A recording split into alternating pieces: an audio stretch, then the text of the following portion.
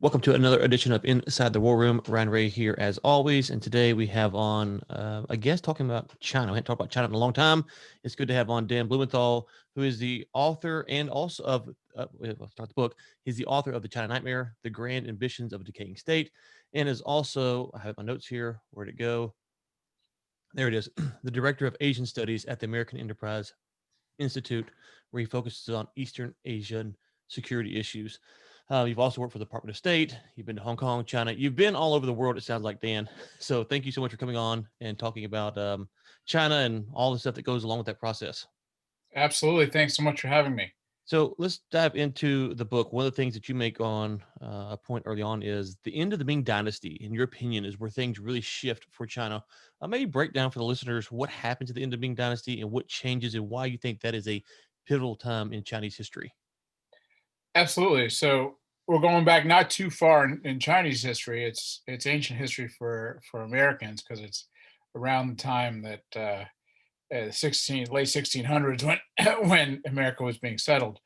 But in China, that's not that long ago. So Right. the Ming Dynasty fell, and the Qing Dynasty, which were conquerors from the area now known as Manchuria and Mongolia, conquered China and took it over. And they were not ethnic Chinese, but they wanted to rule China in the same way that the Ming Dynasty did, with the same mandate of heaven and the same Confucian practices and all the cultural pieces that the Ming had. And I wanted to be more pure Chinese. Actually, that's what Qing means in Chinese. But the crucial turning point was that it was the most expansionist empire that China has ever seen. So the borders that we now see of China, which are the news today, which include Xinjiang and Mongolia and Tibet, were never part of China until the Qing conquered, and they did so in a very bloody and genocidal fashion. And then they reconstituted the Sinosphere, which were the vassal states that are now known as Korea and Vietnam and so on, to be tributaries to the Central Kingdom, to the Qing Dynasty. Yeah, and so you started back there. A lot of people out here today talk about Mao and Maoism, and is Xi Jinping kind of, how does he interpret what Mao did? How do you think Mao plays a role in the modern state? So, as you said, you're going back before most Americans would study history, but Americans at least have some concept of Mao. So, Xi Jinping and Mao, what similarities are there, differences, and how do you think Xi Jinping interprets what Mao did? Well, the biggest difference is that China is so much wealthier Mhm. now. Mhm. So so Mao had wrecked the country through these communist programs and initiatives like what's called the Great Leap Forward and the Cultural Revolution. And these were big, massive forced collectivization programs in farm and agriculture and so on. She had the benefit of China going through the reforms in the economy, the market reforms that Deng Xiaoping and his successors had effectuated in China. So China became wealthy based on allowing markets to flourish. So the biggest difference is, of course, that China is much more powerful and much wealthier than under Mao, and to a large extent, that the sort of communist fervor has died down. It's a Leninist state under Xi, but it's not necessarily a Marxist or a communist state. So those are some big differences. Yeah, and so break that down. A lot of people will say Marxist, Linux, Leninists, or will say communist, will socialist. We'll throw those around in the states, depending on where you. As a libertarian, I call everyone just about socialist because compared to Yeah. what I believe, that is socialism. But it's not really socialism by the truest form or communism. So maybe tease out those different categories so people, when you say that, they understand more in a broader context what you mean. Yeah, absolutely. So in the Chinese context, but not just in the Chinese context, Maoism was very much taking from, the other thing people say is that China never learns from the West. Well, they did in Mhm. terms of Marx and Lenin, so and Stalin. So communism was really what Mao was trying to force was complete and utter control by by the state of all means of production. So a collectivization, meaning there couldn't be any private farms, private steel factories. Mhm. The state was going to set prices, quotas. As a libertarian, you must, be exploding right now. So I'm just trying to take it in. yeah, that's right. And then You're not saying it's a good thing, so I can live with yeah, and then on top, no, not at all. God, I mean, if you ever want to go back and teach anybody why it's really a bad thing, is teach how much people suffered under this in Yes, China. exactly. I mean, millions died, through forced famines and Mhm. shortages, and just really awful. We think 20, 30 million people died from Right. from these programs. So anyway, communism, but it also had this revolutionary fervor that they were going to capitalism was going to reach a point where it didn't work anymore, and that the what we would today call capital elites would be thrown over by the proletariat. In the Chinese case, by the farmers and the rural peasants. Mhm. So landlords, which of course this always leads to violent purges and targeting of Mhm. of enemies of the state, so to speak. So landlords and owners and shopkeepers were all targeted, purged, and so on. And then they wanted to spread that communist revolution abroad. Particularly, the division was they were going to do it in East Asia, while the Soviets were going to do it in the West. So they were spreading this throughout Southeast Asia as well. Okay, Uh, yeah. so let's talk about Russia because we've kind of talked about it Yep. in some context. I'm kind of torn on what to think about the Chinese-Russian relationship because you'll see a deal where China and the Russians will strike a deal for Huawei. But if you look at the history and you talk about this in the book, it's been kind of back and forth. It hasn't been just this hardened allies for centuries. So maybe what are your thoughts on the current state of China-Russia relations? Well, it's kind of the key question, right? Because it's been U.S. doctrine since Teddy Roosevelt that we're not, or that China and Russia getting too close is a huge problem for the United States, because it would mean these two great powers in Eurasia banding together, in a hostile coalition to keep the United States out of an important part of the world. So, key question. You're absolutely right. I mean, I talk about it in my book, that they fought each other. They've been fighting each other since at least the 1600s over Mhm. border areas, and machinating against each other. They bandied together under Stalin and Mao for a time, and we paid the price in the Korean War and the Vietnam War of that quasi alliance. But then they turned against each other viciously. So Mao turned against Khrushchev when he replaced Stalin. He thought he was too soft in terms of reforming some of what Stalin's more radical pro-communist programs were, and they started skirmishing in the border areas. The Chinese and Mao were extremely afraid that the Soviets would attack their nuclear sites that the Soviets had helped build. That paved the way for the opening between the United States and China. We're moving up to the 1960s here. And then today, to your question, we ought to do a much better job in creating wedges between China and Russia, because it wouldn't be too hard to do so. So they're getting too close, and they're getting too close as allies of convenience. They don't like each other. It's just that China turns to Russia for alternative support in oil and gas, and Russia needs to sell to China. And then there's a sort of anti-U.S. Position at the UN and other places. So I know we're gonna talk about the decaying part of the state here in a second, but just stick on the Russia China thing for 1 second. I believe that personally, American foreign policy is too much influenced by Russia. If you look at Russia's GDP or what they're doing, they are not nearly the threat they were during the Cold War. In the China relationship, Russia needs China far more than China needs Russia. Would be my take because Russia's pressure in Europe is mainly manufactured by, again, from my perspective, a lot of old historical things. I don't think Russia is going to roll tanks across Europe. And so it feels like China really has the upper hand there. You might disagree. I'm curious your thoughts. Well, China does have the upper hand. No, there's no question that China has the upper hand. So Russia also needs a kind of bailout of its energy sector, right? It's banned from selling to so many countries now in the West, that China both has the capital to invest in Russian oil infrastructure to get that oil out Mhm. into the East, as well as to be a massive consumer. So, in that respect, China absolutely has the upper hand. Putin's an extremely wily leader. So he has negotiated from a position of weakness, an equal partnership at this point with China, and they're respecting each other's interests. But China has the upper hand. Yeah, and specifically on the oil, if you look at China's median, they're 400 million middle class, and their median income, I think the low end is like 3,000 a year salary, something like that is what they make. You talk about oil demand moving forward. They will be buying. They will pass the U.S. the number one consumer of oil. You would expect in short order, the next decade or so. And they will be a major buyer of that. So the U.S., that's one way to talk about creating wedge. The U.S. being a part of that process is a natural way for us to get in there, because once you become dependent on oil, you are dependent on oil. Like, you just can't stop it. And China, let's talk about, maybe we talk about the amount of poverty. We can tie this into the oil conversation. They have this middle class of, was it 400 or 500 million now?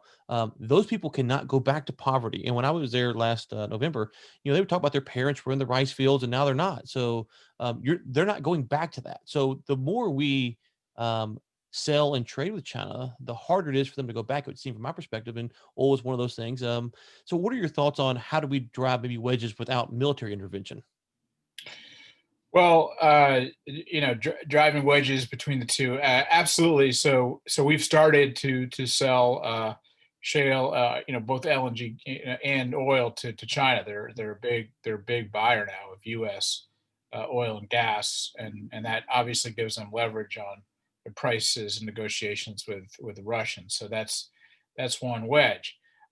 We did try recently, and I think we should keep doing it as we got into arms reduction talks with the Russians. We got the Russians to agree to say, the Chinese have to be part of these talks, because really those Chinese missiles, medium range in particular, but ICBMs as well.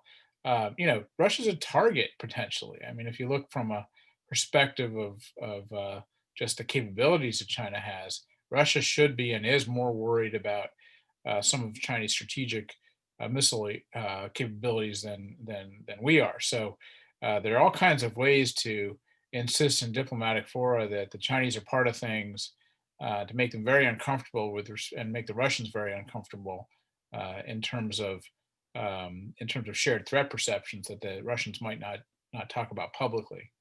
Okay, let's go to Xi Jinping here for a second. Now, you talk about it in the book, and I think a lot of people will agree that when he took over, the things changed. Now, you could argue what severity, maybe people would disagree on that, but things did change. His competitors for the top spot are all in jail. As far as I know, they're still in jail. Things have changed, and maybe some of the hopes that Americans in the West had prior to Xi Jinping coming to office are now gone.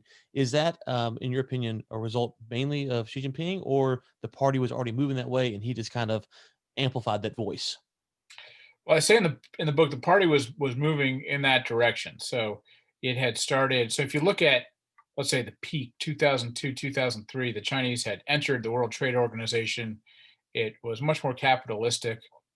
It let entrepreneurs thrive. The economy, that was the boom. State-owned enterprises and state banks were allowed to fail. Real reforms throughout the late 90s and into the early part of this century.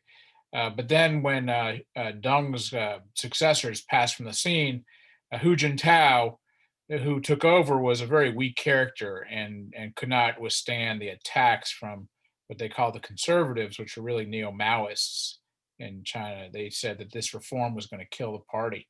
So he started to stop the economic reforms, the market-based economic reforms. And with that, he stopped some of the very gradual legal reforms he had made, Deng had made, I'm sorry, and some of the political reforms. And so we really saw a slide backwards internally in China, and then a bit more of a lashing out externally, if you recall 2009 in the South China Sea and so on. But Xi Jinping really came in 2012 and grabbed that process, afraid that the party was going to die, and really decided to wake it up again through very intense means of internal repression and control, and much more muscular attitude on the foreign stage. Okay, so maybe tease out this idea you talk about in the book of reunification and how we're seeing that play out today. Reunification, yeah. So I argue in the book that there's a continuum. Actually, it's not Xi Jinping, it's not Deng Xiaoping, it's not Mao. It's that the Qing dynasty collapsed, and the Qing dynasty had conquered Taiwan, from in a series of conflicts. We can go back to Dutch colonialism, Portuguese colonialism, but the Qing dynasty had reconquered Taiwan, Hong Kong, all these parts of China that they now call China. But one thing a lot of people miss, and I have a little bit of this in the book, is how successful the successor states to the Qing dynasty, including what were the nationalists, the Republicans who were fighting the CCP, the Chinese Communist Party. The two agreed that China should be completely reunified to look exactly like it had during the Qing dynasty, and they were remarkably successful in getting the U.S. and other countries to agree to that. And so what we have today is really the last remaining empire in the world. So if you think about it, all the other empires collapsed. So Right. what would happen today if we woke up and said, well, you know what? The Ottoman Empire, the Turks got back the entire Ottoman Empire. So in Right. fact, right? I mean, that just doesn't exist. Same in Austria-Hungary. So the claim to Taiwan is an imperial claim. It's that it was once part of China under the Qing dynasty. They lost it to the Japanese, and they should really, by right, have it again. So yeah, one of the things when you talk about this idea of the book, I've been thinking about a lot since the COVID outbreak in March, where we've seen China kind of escalate things in Hong Kong, on the Indian border, and then now obviously Taiwan. How much do you think this is? Maybe this reunification plan that's being obviously the India stuff is a little bit different, but the Hong Kong and the Taiwan stuff, how much is part of this the natural progression of what they were doing, and now was a good time for it, or do you think this was hey, the world's distracted with COVID-19, and we might get some blowback, so if we're going to go now. Well, I think it's much more the latter. So it's distraction of the world plus internal problems inside China. Xi Jinping was getting a lot of criticisms for his handling of COVID inside of China. It's nothing like what it's being described in the West. It's viewed as incompetent response in China, and so he needed distractions. So he was picking fights with India at the time. Mhm. He was picking fights, and we're talking about this year, Yeah, just a few uh, months ago. South China Sea, Mhm. and then he marched back into Hong Kong, so to speak, to abrogate the treaty he had, obligations he had with the UK, and has been putting a lot more pressure on Taiwan. Yeah, and do you think, so I'll give you my one possibility that I might see happen if the EU grows a spine and they want to actually stick up to China. I think that that's kind of pivotal to what might happen. But let's presume that they do. China has kind of pushed all these borders over the past few months with Taiwan, with Hong Kong, with India, Australia. We're going to talk about in a second.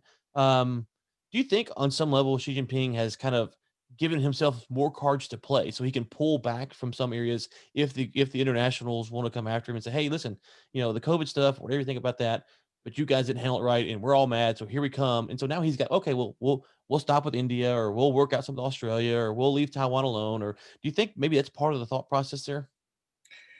I think what happens with the Chinese is the strategy is always like probing actions Right. to see how far they can get, Mhm. and then pull back Mhm. if they can't go any further. And it's the old Leninist saying, right? You push and push, and I'm paraphrasing. If there's mush, you keep Right. pushing. But so the Chinese don't necessarily think about strategy in the same ways we do. So they'll use some level of force, even if it's unsuccessful by our standards. If they've reordered the political map, they'll count it as successful. This was famously done in 1979 when they attacked Vietnam. They lost military battles, but they achieved their strategic outcomes and objectives. And they keep doing that with respect to India. They pulled back, but they're not done. In terms of Hong Kong, they are victorious from their perspective. And with Taiwan, it's sort of up to us to see how successful they'll be. Yeah, well, I think about Kissinger's book, and he kind of talks about this idea of, we're very much kind of laser focused, and we're going in, and they're always just kind of doing these things, and they think they can win battles without ever fighting a war and stuff like that. So obviously these are more frontal attacks, if you will. But I just try to always wonder, how we balance that in the West, and do we not maybe look at this what they're doing as more of a tactician type thing, whereas we're more of a kind of coming at you and going to attack you. Well, I think it's true. In the Kissinger book, he talks a lot about this game Go, Mhm. versus chess, Yes. Yeah. and so this positional thinking, right? So you position yourself right so that an attack is successful. So you spend a lot of time kind of positioning yourself militarily, setting the stage politically, information battles, and then it becomes easier to defeat your enemy. Whereas in the West, you think more in terms, even if you're a good strategist, you think more in terms of chess pieces, Mhm. and it's a bit more linear, and the division between war and peace is more clear. Where in Chinese thinking, the division is not as clear. Okay, so you mentioned there's some blowback on in China for Xi Jinping. Let's talk about two things here. Let's talk about Tiananmen Square and kind of how China's handled that. A lot of people maybe in the West don't realize that in China, if you have WeChat and you type in Tiananmen Square massacre, they will remove it a couple times and then they will just delete your account. You can't talk about it there. I wondered when we were there last November if the local Chinese wonder why so many Americans want to come look at Tiananmen Square, like because they can't talk about it, and so there's some that don't know. It's kind of hard to tell who knows and who doesn't know because you can't talk about it. But you talk about in the book, there's this fear to kind of going back to that. That's kind of living in the backdrop of what Xi Jinping and the CCP is thinking. Did that play into this weakness as perceived? Like, hey, we're going back to that when you in the pre-COVID world? Very much so. So the Tiananmen Square still haunts the Chinese Communist Party. The official belief is that the U.S. backed a group of powerful dissidents in China in order to bring down the Chinese Communist Party regime, Mhm. and they still feel that that's true, and they still feel that ultimately that's the U.S. plan. So when they arrest dissidents, they often charge them with, even if there's no evidence, with colluding with the West to bring down the Yeah. CCP. That's the greatest fear, and there's still a siege mentality inside the Standing Committee of the Politburo over Tiananmen because they really viewed that as a near-death experience. One of the things I write about in the newsletter is this idea of free speech here in the West. Obviously, I'm pretty much a free speech absolutist, but I think in the West we have these debates over harmful speech and hate speech, and those are fine and good conversations to have. But I don't think people in the West really appreciate once the government controls speech, how dangerous that can be. Maybe give some if you have some practical examples or some Yeah. ideas of what we should be concerned about from the Western side of this equation. In terms of how they might affect our free speech, Well, or obviously we have the security laws, but just maybe I don't think people in the West, when they say, "Hey, we need hate speech laws," really yeah, appreciate what they're giving up by going for a law like that. Because you can see it in China, but we don't. We think, "Oh, well, let's pass this law for hate speech." Like, well, hold on, that can and will be used against you. right. So yeah, when you hear here in the West, I'm coming at this from a little bit of a different angle, but when you hear that we're authoritarian or that we crack down on the press or dissent, I mean, we have no idea what we're talking about. I Right. mean, if you're in China, so I'll answer it in two ways. If you're in China and you decide to go into some press outlet and criticize anything about the party, I mean, even now, its response to COVID, anything, Mhm. you will probably get arrested or disappeared. I mean, to live without freedom is it's not an abstraction. I mean, you can't. Families are afraid of talking about the real response to COVID. They don't have any. I mean, they don't have any information about it. And then to your point, yeah, I mean, you have to be very careful in the West of I always say that the response to China is not to become more like China, right? Mhm. So sometimes you have people arguing that we need more industrial policy, Mhm. or that's how you compete. But Mhm. I mean, you can take once you go down that road, states don't want to give back power, and China is a great example of that. So if you start to, yeah, it's just a very careful line to draw. I, I always say this, if you look at what China fears the most, they tell you on a daily basis. they fear free speech because they arrest people all the time for what you say. Right. So if you know what they fear the most, it's ideas. And so in the West, we should think about the okay, well, we don't want to be like China, so therefore let's not hamper ideas. That's right. And so that's the larger point from my standpoint that I wanted to get to. But let's talk about back to Xi Jinping. You lay out the book these two-step um, time periods: 2020 to 2035 and 2035 to 2050. Obviously, he won't be alive, we don't think, unless they've got some kind of superhuman serum over there. But what are these two time periods for? And from the West, how should we be watching this? And how likely, as you're going to tease out what it is, obviously, but how likely do you think it is that they will accomplish these goals? Right. So, these are Marxist-Leninist planning documents, so you have to take them with a grain of salt. Also, they don't account for the fact that by 2030, China will be a very old, elderly nation Right. with the demographics of Europe, without the wealth of Europe. So there's lots of my book. The reason I say it's decaying or unmet ambitions is there's lots of obstacles in the way, Right. but the plan is to become a nation that's peer with the United States, militarily, technologically, all the other ways they define power. Culturally, they define power. Ideologically, they define power through that. By the time periods that you mentioned.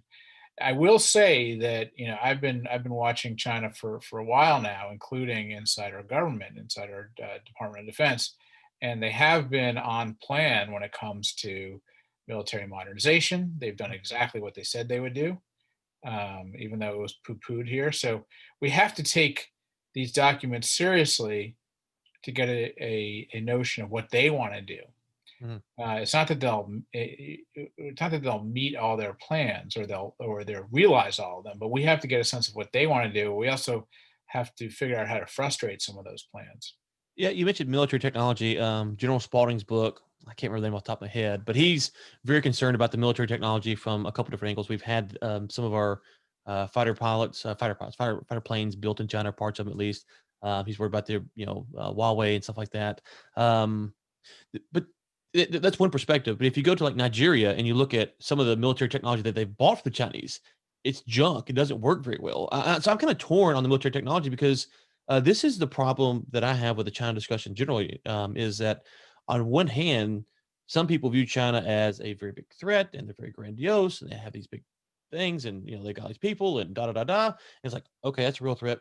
But then if you go look at where they do stuff around the world, it's usually not high quality stuff. And so I want to start talking about the decaying part in a second, but the military technology is interesting because there's plenty of African nations that are frustrated with Chinese military technology right now. Is that just what they're selling, or is it resembles what they have, to defend their mainland? Well, it's what they're selling for sure. I would look at it in terms of pockets of excellence. Okay. So, if you want to see a real concrete example, you look at this whole suite of capabilities that has now provided them with the ability to do precision strike warfare, Hmm. which was our monopoly. So, the ability to use their missiles and their most advanced aircraft to target, to survey, to find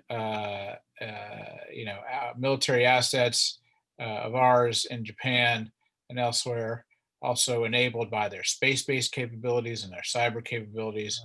It's really, really advanced, and people our military sometimes says, at this point, there's possibilities of losing a war over Taiwan to them. So it's advanced, but absolutely, I mean, China is a huge place, and there's places inside China where it's much less advanced.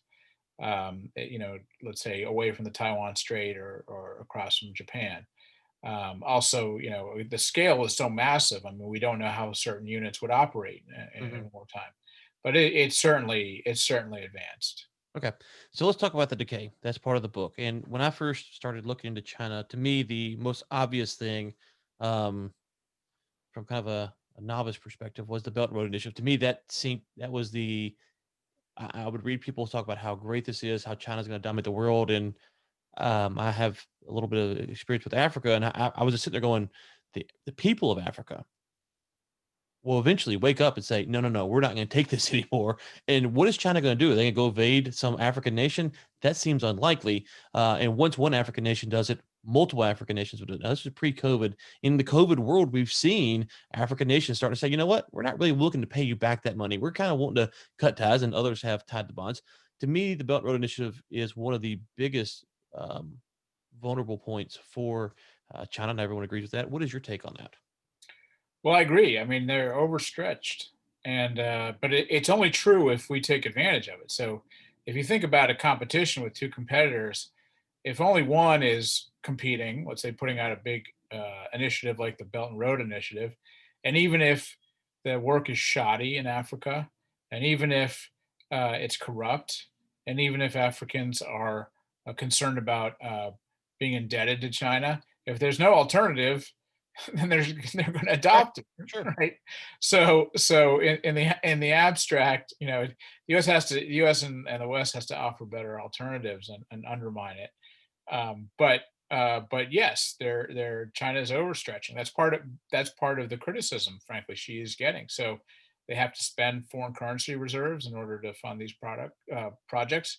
Those are being drawn down too fast, and the backlash is there. So it's a double-edged sword. On the one hand, it provides China with this centrality. This Mhm, we have created this new geopolitical forum, the Belt and Road Initiative. mhm. On the other hand, it's a big stretch for a country that's not yet wealthy. Right. Yeah, on the African investment side, I've actually doing a presentation. I want to get off here to some African nationals about attracting U.S. investors, and the hard part is that our laws in the U.S. really prohibit us from working in Africa just as much as some of their laws do, and so China's, because they are socialists, whatever you call them, communists on that spectrum, they can kind of allow their people to go, the bribe laws, the back in the currency, they can do things that Americans can't do that gives them a competitive advantage. Now, some of those things I'm not in favor of, obviously, but there are some laws in the U.S. like, the fact that you can commit a felony on foreign soil seems absurd to me, for the most part. And so I think Americans like to say, well, we want to compete in Africa. Well, okay, well, our laws prohibit investors unless you're going to be ExxonMobil or some big company from going down there. So how would you respond to that? Well, some of those laws are important. I mean, the Foreign Corrupt Practices Act, is important, and what we should be, doing is corruption is a terrible, terrible problem in a lot of these countries. But Sure. the way I would answer that is I'd say that what we do well, what the Chinese do well is they go into a country, they pay off who they need to pay off. It's corrupt. They get the concessions. Hmm. They can send mass scales of engineers to build a road or a railway, and so forth. What we've done well in the past is offer access to our own market in exchange for big structural changes in country X's market. So that was the idea behind the TPP, for example, that Vietnam had signed up to undo its state-owned enterprise structure in return for access to our market. But that's the biggest power we have. That's what we do well. So things will change. Things will stay the same unless we prioritize a couple of those African nations and say, here's the deal. I mean, we'll sign some kind of trade investment agreement with you, but you've got to clean up the corruption in your system, have better laws, everything that would actually attract U.S. investors. True. Okay.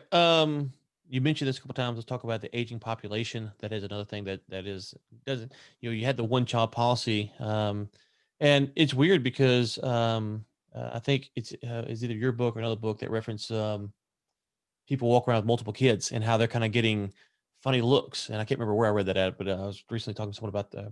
Anyways, like so this is a problem. It's what we don't, again, it's a thing in the West we don't really appreciate because you can have kids or not have kids or whatever, but when you force a society to have one kid, either you're going to hide the second one secret or have it aborted, those impacts and those that foundation that you're laying, A, from a psychological standpoint is one thing, but B, it takes a long time just to replace the people that are going to die off.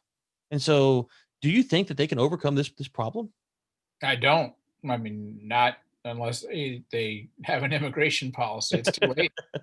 I mean, the only answer that we've seen throughout the world in terms of dealing with aging populations is immigration policies that make Mm. sense. I mean, you cannot all of a sudden, and we see this in France and we see this in Japan, you cannot all of a sudden just say, everyone have kids after 30, Right. 40 years or have these pronatal policies. But, if you talk about the wages of totalitarianism, one child policy is exhibit A. I Mhm. mean, there's nothing more totalitarian than telling families how many children they could have. Right.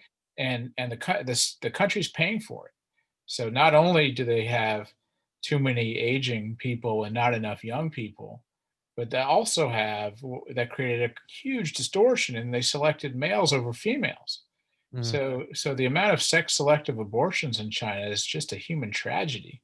And now you're going to have hundreds of millions of males who cannot find marriage mates, and that's just going to be that's science fiction, frankly. Well, and on the immigration policy, as I understand it, uh, that you can move to China, but you can't ever become a citizen of China. And so like me or you could go there and live there for potentially 40 years theoretically, but they would never allow us to be a citizen. So we're always going to have a green card or whatever the system is. I can't remember.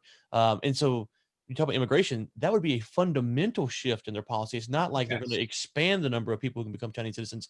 They would have to start that process. Yes, it would be a huge, massive change in the system, and Japan hasn't done it, so it's unlikely. These are cultural issues about how homogeneous these countries want themselves to be.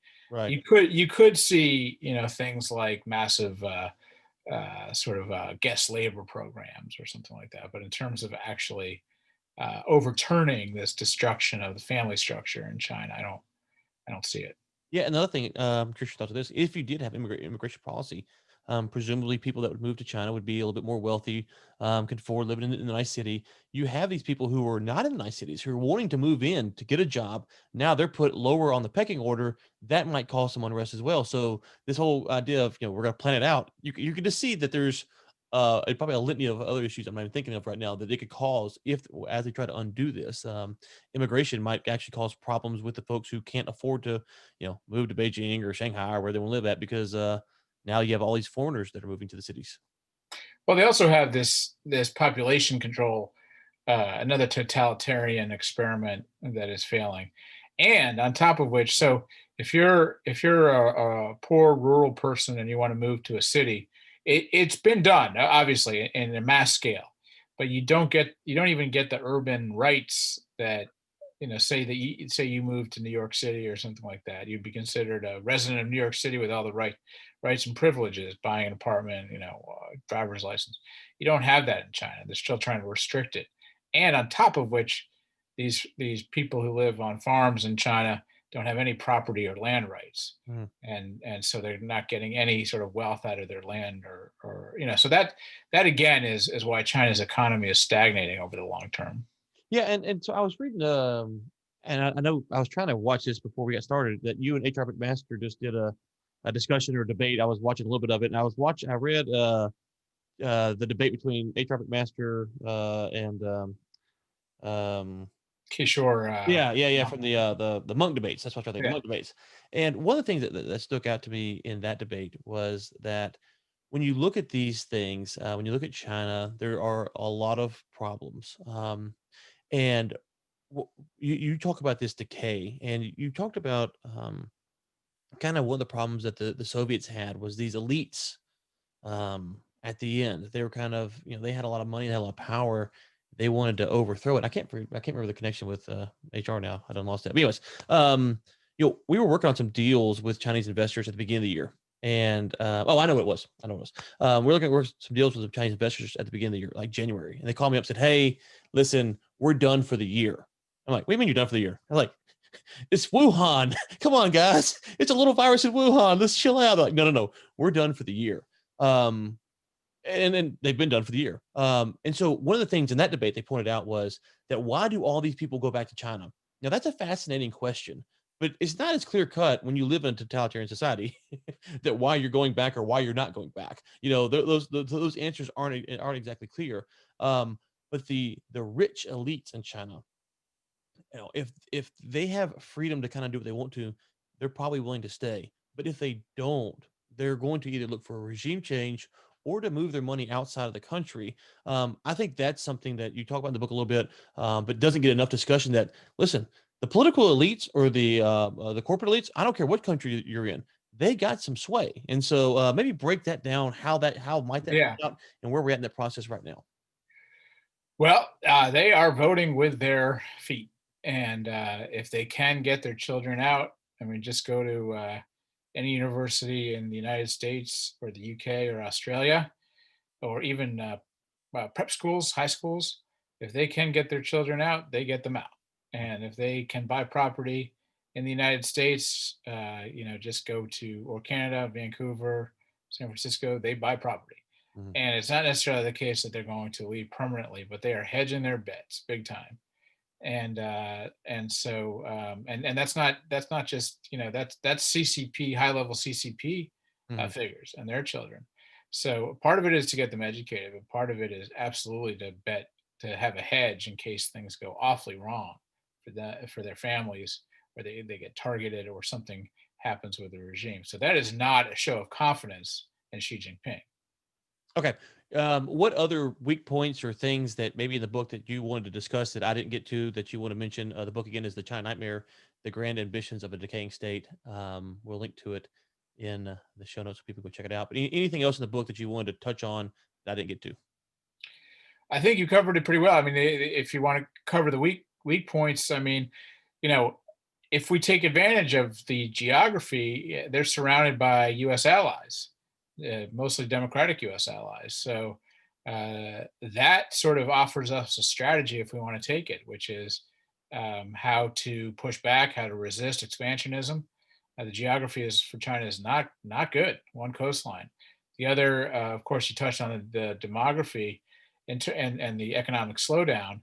What I think not enough people are paying attention to, and there's a foreign affairs article, I think it was this week, by a former influential party official in the party school, talking about how hollow the party is. I urge everyone to read it in Foreign Affairs magazine.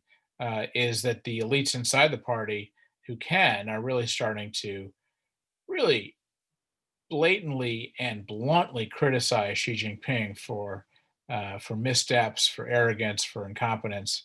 And so when I talk about legitimacy and more political fractures than we can see, this is one of the hardest things to predict before it happens. And then everyone always says, "Oh, of course that was going to happen," and that's sort of a split in the regime, more fighting in the regime, something that just is a crisis inside the top levels of the CCP that will become obvious after the fact, but is not unlikely. Well, it's like I think it's Hemingway, one of his characters. In one of his stories. He goes, "How did you go broke?" He goes, "Well, gradually, then suddenly." And that's kind of how this stuff happens. Is that That's you're right. like, "Oh That's God, right. it's taking forever," and then one day you're like, "Oh wow!" And as you say, after it happens, everyone's like, "I knew it, I knew it." Yeah. Okay, well, for 40 years we all knew it. Right. So Right. That's exactly right. it's so That's exactly right. one final question for me is one of the things that I've, of course, as a libertarian, the crazy libertarian here, I've said that one of the ways that the U.S. can actually put pressure on China is actually sound fiscal policy because they deflate their currency, they're printing currency, they got all these shadow banks, they got all this crazy stuff going on. If we could just make our dollar sound and make sure we're not, of course, I don't want to get in the debate over all the printing money we've done lately, but stop printing money, make the currency sound. To me, that's one way to really put pressure on the Chinese. What are your thoughts on that? And then we'll let you go with that one. Well, fiscal policy, absolutely, because what if they couldn't buy our debt Mhm. because it was less less to buy? I mean, they're dependent on buying our debt. And then, of course, sound fiscal policy would give a little bit more space for stable defense spending as well. So, sound fiscal policy is key. Well, but that we can dream, right? Yeah, that's right. Okay, Dan, where can people find your work? Obviously, we'll link to your book. Where do you want to the website, LinkedIn, Twitter, Facebook? Where would you be sending people? Yeah. So, if you go to Amazon and type in the China Nightmare, the grand ambitions of a decaying state, it'll pop up right there for you. Okay. Now I'm on a page. It's only available on Kindle. Is that correct? Well, It will be it sold out, fast, so Okay. they are working hard to restock the hardcover as well. Okay. Okay. All right. Very good. For your readers should know that you can get it on Kindle right now, but bear with us. There's a COVID, distribution problem, but it's coming. A lot more hardcovers are coming very quickly. Awesome. Well, Dan, thank you so much for your time today, and best of luck to you in the future. Thank you so much.